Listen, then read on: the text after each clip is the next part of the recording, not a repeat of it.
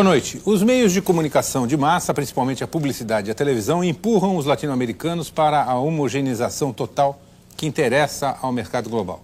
Mas o que os meios de comunicação comunicam transforma-se pela mediação realizada nas favelas e nos bairros da periferia, nos clubes e nas organizações comunitárias, na família e nos conjuntos musicais, entre tantas outras instâncias. Essa transformação permanente é o foco do convidado desta noite do Roda Viva, o professor e pesquisador espanhol Jesús Martín Barbero, um dos mais importantes estudiosos de comunicação na América Latina.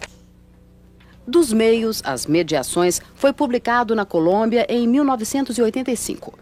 O livro mescla antropologia, sociologia, estudo de comunicação e análise política e é a síntese do pensamento do espanhol Jesús Martín Barbero, que mudou para a Colômbia em 63 e desde 2000 vive no México. Formado em filosofia, Martín Barbero mergulhou nos estudos da linguagem em busca de explicação para a cena comum em nossas cidades, de casebres em ruas de barro onde falta o esgoto que já existia na Roma de César, mas não a antena de TV sobre o teto de zinco. Deixando de lado o preconceito elitista da direita e a racionalidade esquemática da esquerda, Martín Barbero buscou demonstrar que os meios de comunicação de massa, como o cinema, o rádio, a música e a imprensa, tiveram um papel tão decisivo quanto o populismo na formação da nacionalidade latino-americana. Para ele, o sucesso do cinema mexicano não decorre só da competência de seus realizadores, mas do fato de seus espectadores se reconhecerem diante da tela grande. O crescimento das tiragens dos jornais populares e sensacionalistas tem muito a ver com a preservação do melodrama com que seus leitores se identificavam. O êxito da música negra brasileira que escapou do gueto dos morros e terreiros para conquistar o asfalto é outro exemplo da mediação que, segundo ele, altera o sentido dos produtos culturais de massa. No final do século XX, quando a hegemonia norte-americana disseminou seu estilo de vida pelo planeta fora, Martín Barbero ainda enxerga rastros dos dominados no protagonismo das mulheres como esposas e mães, no grafite dos muros, na mescla de rock e ritmos tradicionais que agitam a juventude de nossas periferias. Nesse cenário, a massificação televisiva continua a ser modificada pelo fato de ser assistida em família e de preservar em outro meio o melodrama que fez o sucesso do romance de cavalaria e da literatura de cordel. Em resumo, o popular, para Martín Barbero, não é algo externo ao massivo, mas sobrevive dentro dele. Na sociedade de massas, são massivos o sistema de educação, as formas de representação e participação política, os modelos de consumo e até a religião. Nessa sociedade, o popular se esgueira pelas brechas da mídia e, em determinados momentos, explode nas ruas e na telinha, como na grande celebração que marcou a agonia e a morte do presidente Tancredo Neves. Para entrevistar o professor Jesús Martín Barbero, nós convidamos Daniel Pisa, editor executivo e colunista do jornal Estado de São Paulo. Lalo Leal, jornalista, sociólogo, professor da Escola de Comunicações e Artes da USP e integrante da ONG TV. Maria Imaculata Vassalo de Lopes, professora da ECA USP, presidente da Comissão de Pós-Graduação da Escola da Universidade de São Paulo e autora do livro Vivendo com a Telenovela. Silvia Borelli, professora de pós-graduação em Ciências Sociais da PUC, a Pontifícia Universidade Católica de São Paulo, que também coordena pesquisas e escreve sobre o tema mídia e cultura, e é também autora do livro Vivendo com a Telenovela. Lauro César Muniz, dramaturgo e roteirista. Eugênio Butti, crítico de televisão e colunista do jornal Folha de São Paulo e do Jornal do Brasil, e também professor da Faculdade Casper Libero. Roseli Fígaro, jornalista, professora da Escola de Comunicações e Artes da USP e editora da revista Comunicação e Educação da ECA, autora do livro Comunicação e Trabalho. E Gabriel Prioli, diretor da TV PUC São Paulo, crítico de TV da revista Época e presidente da Associação Brasileira de Televisão Universitária. O Roda Viva é transmitido em rede nacional para todos os estados brasileiros e também para Brasília. Infelizmente, hoje ele não permite a participação do telespectador porque está sendo gravado o programa. Boa noite, professor. Hoje. Eu queria começar pelo final do seu livro, esse livro dos meios, as mediações, em que o senhor menciona uma cena que os brasileiros mais velhos, digamos assim, já se passam aí mais de 15 anos, 17 anos, lembram muito bem, que foi a morte do presidente Tancredo Neves. e a grande comoção nacional que tomou conta das ruas de São Paulo e levou 4 milhões de pessoas às ruas. E o senhor cita esse exemplo como um exemplo justamente dessa interferência ou dessa penetração do popular nas brechas da televisão eletrônica. Eu queria que o senhor explicasse melhor o que é que o senhor quis dizer com isso. De alguna manera, los medios de comunicación tomaron la enfermedad terminal de Tancredo Neves como un acontecimiento nacional. Pero lo interesante es que mientras los medios escritos simulaban una cierta objetividad respecto a lo que sucedía tanto en la vida de Tancredo Neves como a su alrededor, su entorno, la televisión prefirió ver esto desde la sensibilidad, la emoción, el sufrimiento, la tensión que vivían las masas populares. Para mí fue muy revelador estas dos grandes matrices culturales que yo trabajaba a lo largo de todo el libro. Esta matriz ilustrada que de alguna manera pretende distanciarse para enseñarle al pueblo lo que debe saber, porque el pueblo no sabe lo que quiere saber, ni lo que necesita, llevándolo un poco a un extremo de oposición, con la manera como la televisión se involucra con estas dimensiones emocionales, con estas dimensiones sentimentales, con estas dimensiones no controlables por la razón, pero que no son irracionales, porque forman parte de la constitución del ser humano. Y me pareció que en aquel momento la televisión permitía acercarse mucho más en profundidad a lo que simbolizaba Tancredo Neves para la gente, que aquel reporte médico que en términos científico-técnicos explicaba cómo estaba el cuerpo de Tancredo Neves. Porque lo que interesaba a la gente era la salud de Tancredo. Pero esta salud no era solamente su cuerpo. Y esta mezcla, que es lo que me interesaba, como una especie de hecho a la vez político y a la vez simbólico de estas dos grandes maneras de abordar la relación de la gente con los medios y también la relación de la gente con la vida política del país. E o senhor acha que esse tipo de situação perdura hoje em dia, 17 anos depois, quando os meios de comunicação estão cada vez mais globalizados, quando a fórmula única cada vez mais parece determinante? Isso continua a existir na televisão, por exemplo? Está sufriendo transformaciones. Hay una tendencia a uniformar. El marketing pretende racionalizar las variables para controlar las reacciones de los públicos. Pero yo soy de los que pienso que esto está empobreciendo la capacidad mediadora de los medios de comunicación. Y no estoy tan seguro que esto esté produciendo un mayor negocio. Y todavía yo sigo defendiendo con un concepto brasileño que los medios tienen brechas. Y que por más que tratan de racionalizar términos de marketing, su influencia sobre la gente, lo que la gente ve en la televisión, lo que la gente piensa a partir de lo que ve en la televisión, o lo que escucha en la radio, lo que lee en la prensa, nunca va a ser controlado. No que no haya ciertos grados de control, lo hay, pero nunca va a ser controlado en la medida en que los comerciantes creen que controlan.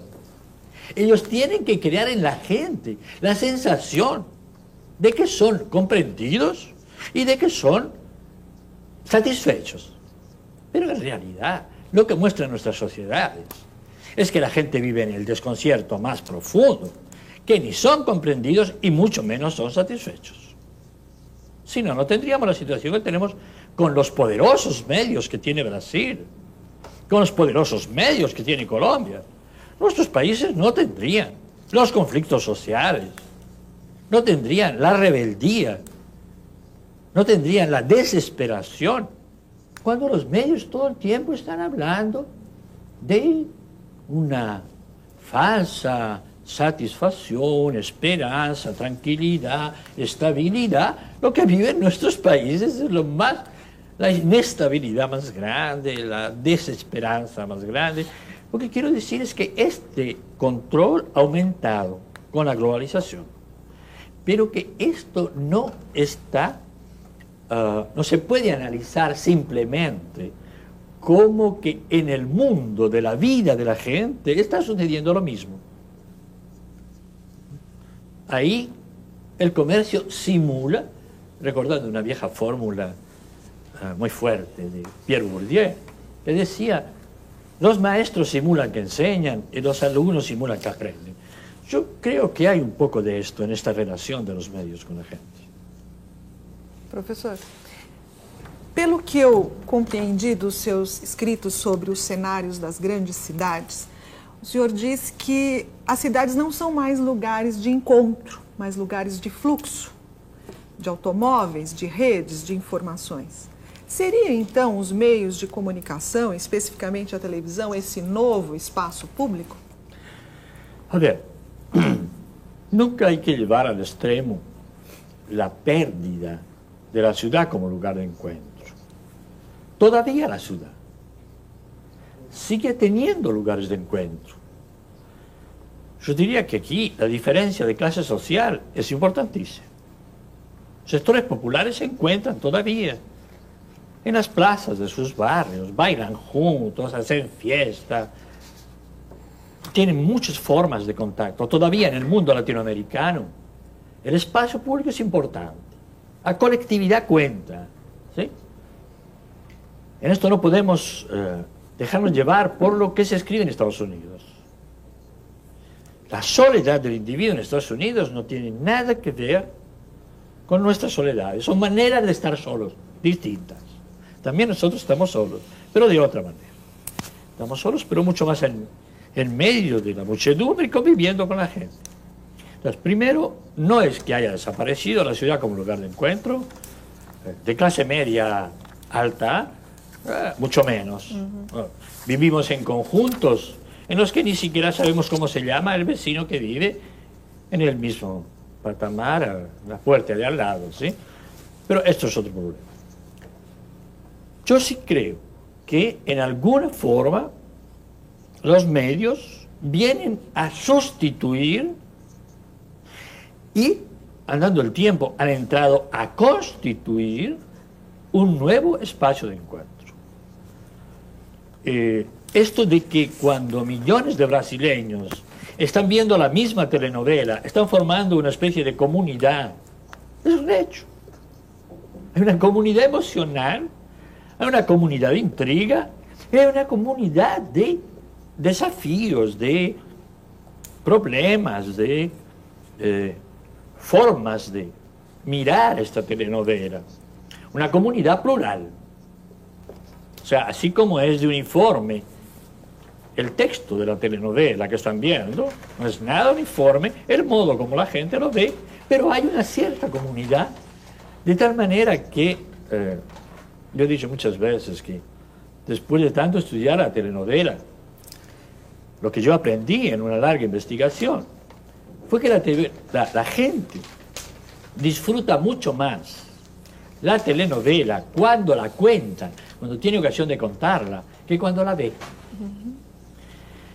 Y esto es clave, digo, porque entonces entendemos que este espacio público de los medios, especialmente de la televisión, es un espacio público no solo cuando hace las veces de espacio público, cuando hace el debate político de las elecciones o cuando hay grandes debates. No, es como la televisión pone la agenda y cómo la televisión pone los temas a partir de los cuales la gente se relaciona.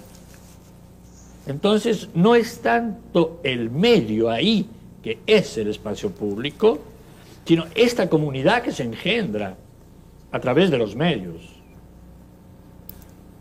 Profesor. Y que hace que la gente, cuando se encuentran hablando de lo mismo, se encuentran protestando contra lo mismo, se encuentran con miedo a lo mismo. Por ejemplo, termino esto, estamos cada vez más convencidos de que los medios multiplican por 10 la inseguridad real de nuestras ciudades. Pero la sensación de la gente es que es 10 veces más grande. En este sentido es un espacio público donde la gente tanto se libera como se carga. Professor, eu me lembro, na década de 80, a teoria das brechas, nós discutimos muito isso aqui no Brasil, e era um momento, para toda a América, para parte da América Latina, para o Brasil principalmente, um momento de esperança na redemocratização do país. Eu acho que isso tinha tudo a ver com aquele momento político. Hoje, passado todo esse tempo, o senhor não acredita que essas brechas, e mesmo as mediações, diante da alta concentração dos meios de comunicação, cada vez mais, e no caso brasileiro com uma particularidade, dado o poder específico da televisão em relação aos outros meios. Hoje a televisão está praticamente em todos os domicílios brasileiros, enquanto a tiragem dos jornais diários não chega a 5 milhões. A TV por assinatura não passou dos 3,5 milhões. Então o poder dessa televisão, ela não estreitou muito essas brechas e hoje essa concentração não impede um pouco essa ideia de uma melhor elaboração dessas mediações ao que o senhor se refere?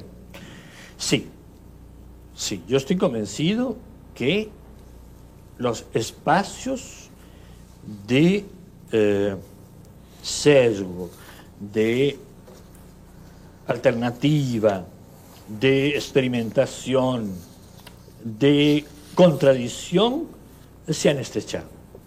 Estoy completamente de acuerdo. Pero, a la vez, la vida social crea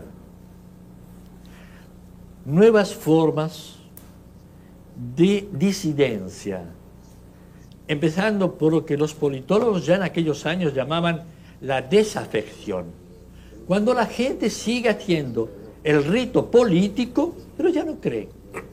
¿Sí?